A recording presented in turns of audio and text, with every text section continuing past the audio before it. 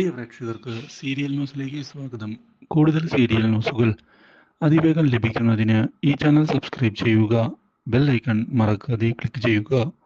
Video ഇഷ്ടമായി എങ്കിൽ like ചെയ്യാൻ മറക്കരുത്.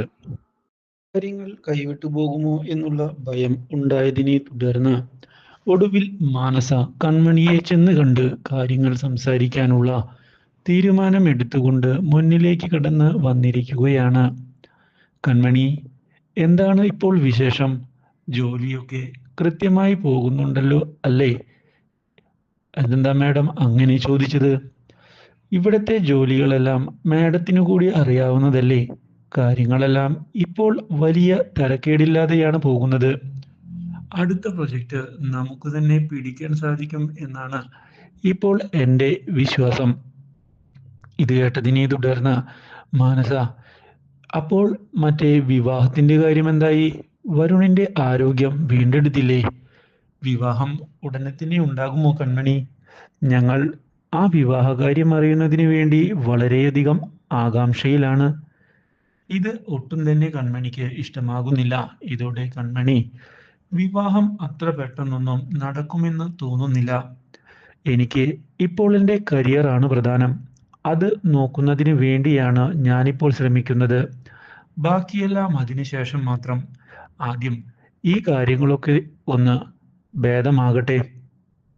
ഇതേ സമയം ഇത് കേൾക്കുന്ന മാനസ, എൻ്റെയും ക്രിഷ് സാറിൻ്റെയും വിവാഹം ഉടനെ തന്നെ നടത്തണമെന്നാണ് വീട്ടുകാരെല്ലാവരും പറയുന്നത്. ഞങ്ങളും ആ ഒരു തീരുമാനം ശരിയാണ് എന്നാണ് ഇപ്പോൾ തീരുമാനിച്ചിരിക്കുന്നത്. എത്ര നാളെന്ന് വിചാരിച്ച ഇങ്ങനെ ഈ കാര്യം മാറ്റിവെക്കുന്നത്? ക്രിഷ് സാറിനെ വിവാഹം കഴിച്ചാൽ പിന്നെ എനിക്ക് എന്നും ക്രിഷ് സാറിൻ്റെ കൂടെ ഇങ്ങനെ നടക്കാമല്ലോ. മാത്രവുമല്ല ഓഫീസ് കാര്യങ്ങളിൽ സഹായിക്കാനും സാധിക്കും. ഞങ്ങളുടെ വിവാഹത്തിന് ഡ്രസ്സും മറ്റു കാര്യങ്ങളും എടുക്കുന്നതിനായി കൺമണി തന്നെ എൻ്റെ കൂടെ ഉണ്ടാകണം. കൺമണിയല്ലാതെ മറ്റാരെയും ഞാൻ വിശ്വസിക്കുന്നില്ല എന്നത് തന്നെയാണ് സത്യം. കൺമണി കാരണമാണല്ലോ ഈ സൗഭാഗ്യം എൻ്റെ ജീവിതത്തിലേക്ക് കടന്നു വന്നിട്ടുള്ളത്. അതുകൊണ്ട് തന്നെ കൺമണിയായിരിക്കണം എന്തിനും ഏതിനും മുന്നിൽ നിൽക്കുന്നത്.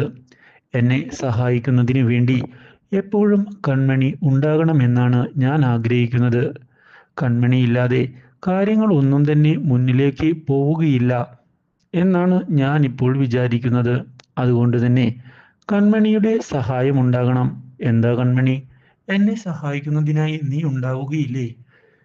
ഉവ്വ് മാഡം, ക്രിഷ് സാറുമായുള്ള വിവാഹത്തിന് ഞാൻ മാഡത്തിന്റെ കൂടെ തന്നെ ഉണ്ടാകും. ആ കാര്യത്തിൽ യാതൊരു സംശയവും വേണ്ട എന്ന് വ്യക്തമാക്കുകയാണ് കൺമണി. ഇതിനുശേഷം ഞാൻ അവിടെ നിന്ന് പോവുകയാണ് എന്ന് പറഞ്ഞുകൊണ്ട് കൺമണി ഒഴിഞ്ഞുമാറി പോകുന്നു. കൺമണിയുടെ മനസ്സിൽ വിഷമമായിരിക്കുകയാണ്. പക്ഷേ എങ്ങനെയാണ് ഈ കാര്യങ്ങൾ മാനസ മാഡത്തോട് പറയുക? മാനസ മാഡം ഒരു വിധത്തിൽ നോക്കിയാൽ ക്രിഷ് സാറിനെ ചതിക്കുകയില്ലേ? അതൊരിക്കലും അംഗീകരിക്കാൻ പറ്റാത്ത കാര്യം തന്നെയാണ്. എന്തായാലും കാര്യങ്ങൾ ഇനി ക്രിഷ് സാർ തീരുമാനിക്കുന്നത് പോലെ തന്നെ പോകട്ടെ, ബാക്കി അവിടെ വെച്ച് നോക്കാം.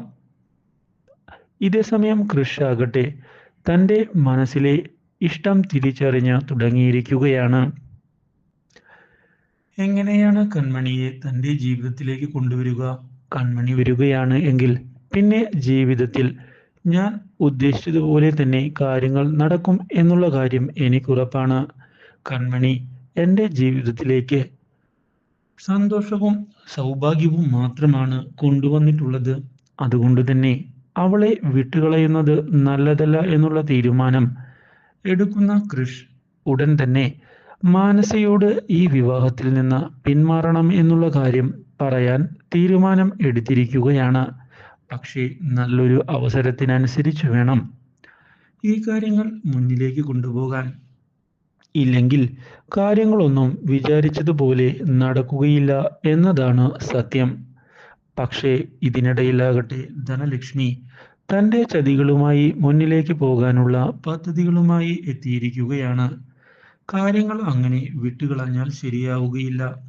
കൃത്യമായ പ്ലാനിങ്ങുമായി മുന്നിലേക്ക് പോയില്ല എങ്കിൽ വരുണിന് കൊടുത്ത വാക്ക് തെറ്റിക്കേണ്ടതായി വരും. വരുണിന്റെ സ്വഭാവം അറിയാമല്ലോ. അവനൊരു ഭ്രാന്തനാണ്. കാര്യങ്ങൾ കൈവിട്ടു പോയി എന്ന് അറിയുകയാണ് എങ്കിൽ അവൻ എന്താണ് കാണിച്ചു കൂട്ടുക? ആ ഒരു കാര്യം പറയാൻ പോലും സാധിക്കുകയില്ല. അതുകൊണ്ട് വളരെ സൂക്ഷിച്ചു വേണം കാര്യങ്ങൾ മുന്നിലേക്ക് കൊണ്ടുപോകാൻ. കൃത്യമായി കാര്യങ്ങൾ ചെയ്യുകയും വേണം. മനോജേട്ടൻ ഇപ്പോൾ കൂടെ നിൽക്കുന്നില്ല എന്നതാണ് ഏറ്റവും വലിയ തിരിച്ചടിയായി മാറിയിട്ടുള്ളത്.